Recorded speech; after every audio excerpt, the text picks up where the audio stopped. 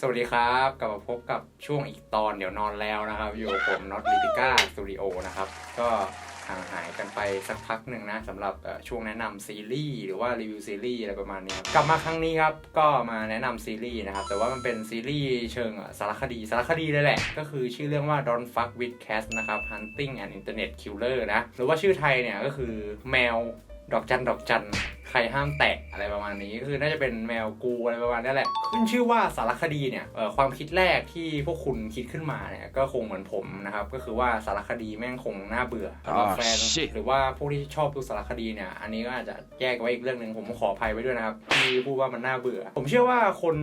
นส่วนหนึ่งที่ชอบดูหนังชอบดูซีรีส์อะไรแบบนี้จะมีพวกที่ไม่ชอบดูสารคดีซึ่งตัวผมเนี่ยก็คือหนึ่งในนั้นด้วยนะครับแต่ว่าครั้งนี้ที่มาเปิดใจดูสารคดีเรื่องนี้เนี่ยเพราะว่าคอนเทนต์เนื้อหามันน่าสนใจนะครับแล้วพอดูมันไปสักแป๊บนึงเนี่ยก็ทำอีกตอนเดี๋ยวนอนแล้วเลยนะสนุกมาก Don't Fuck with Cats เนี่ยจะเป็นเรื่องราวเกี่ยวกับชาวอินเทอร์เน็ตนะครับที่ตามสืบสวนแล้วก็ไล่ล่าฆาตกรต่อเนื่องที่ฆ่าแมวนะครั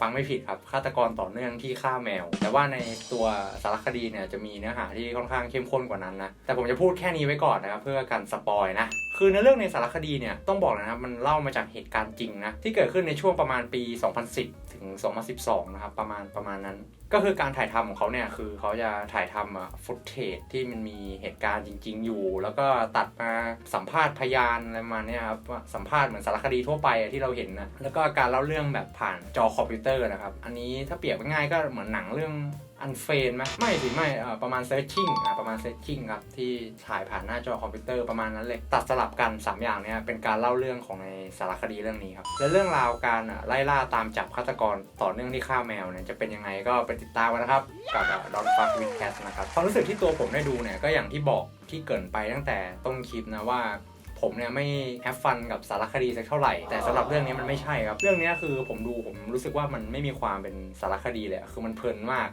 คือสารคดีแบบดูแรกๆมันอาจจะน่าเบื่ออะไรประมาณนี้ครับแต่เรื่องนี้แม่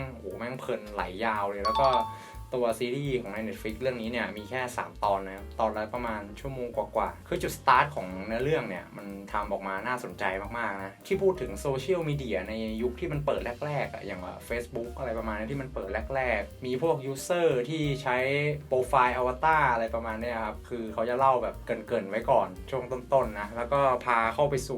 ่เหตุการณ์ฆาตกรรมน้องเหมียวนะอันนี้ผมขอเตือนไว้ก่อนเลยนะครับว่าคนรักสัตว์เนี่ยโดยเฉพาะพวกทาสแมวนะครับผมไม่ค่อยแนะนำให้ดูเรื่องนี้สักเท่าไหร่นะคือมันจะมีฟุตเทจจริงๆเนี่ยที่ตัวฆาตกรเนี่ยได้อัพลงบนอินเทอร์เน็ตนะครับในตัวซีรีส์จะมีให้เห็นด้วยนะคือมันจะค่อนข้างใจสลายแต่ในซีรีส์คือมันไม่ได้เห็นขนาดนั้นนะครับคือมันเป็นส่วนหนึ่งของตัวคลิปอะคือเราไม่ได้เห็นทั้งหมดแต่เรารู้ได้ว่าแบบน้องไม่รอดแน่นอนคือเรารู้แก่ใจครับแต่ว่ามันไม่ได้เห็นแบบจะอะไรขนาดนั้นอันนี้ก็อยากฝากไว้ก่อนเตือนไว้ก่อนนะครับว่าพวกทาสแมวคนรักสัตว์เนี่ยผมไม่ค่อยแนะนำให้ดูสักเท่าไหร่เรามาต่อกันการเปิดเรื่องของเขากันนะครับคือมันเปิดปมที่มันมียูเซอร์คนหนึ่งได้อัพคลิปวิดีโอเนี่ยลงในอินเทอร์เน็ตก็คือคลิปฆ่าน้องแมวนะครับทำให้ชาวเน็ตหรือว่ากลุ่มรักสัตว์ในโลกโซเชียลมีเดียเนี่ย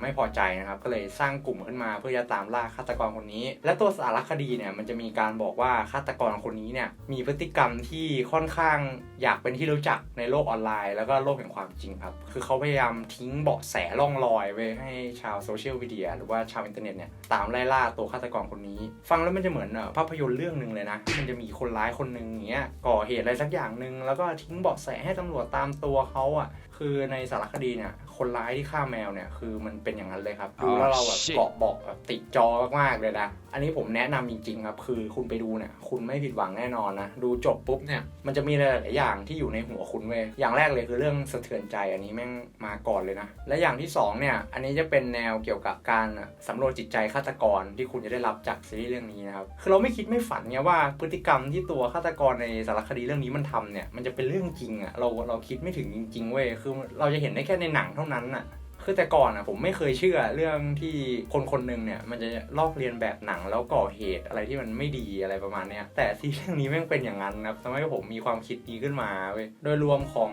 Don't Fuck with Cats นะครับก็ประมาณนี้นะครับมันเป็นสารคดีเรื่องนึงใน Netflix เนี่ยที่คุณควรหามาดูสักครั้งหนึ่งนะแต่ก็อย่างที่คุยกันไว้ว่าผมไม่แนะนำกับคนที่รักสัตว์หรือว่าเป็นทาสแมวแต่อย่างใดเลยนะครับคือไม่แนะนำเด็ดขาดเลยนะก็ก่อนจากกันไปนะครับฝากกดไลค์กดแชร์กด Subscribe พวกเราด้วยนะครับเพื่อเป็นกำลังใจใน การทำคลิปของพวกเราต่อไปนะครับผมสำหรับวันนี้สวัสดีครับ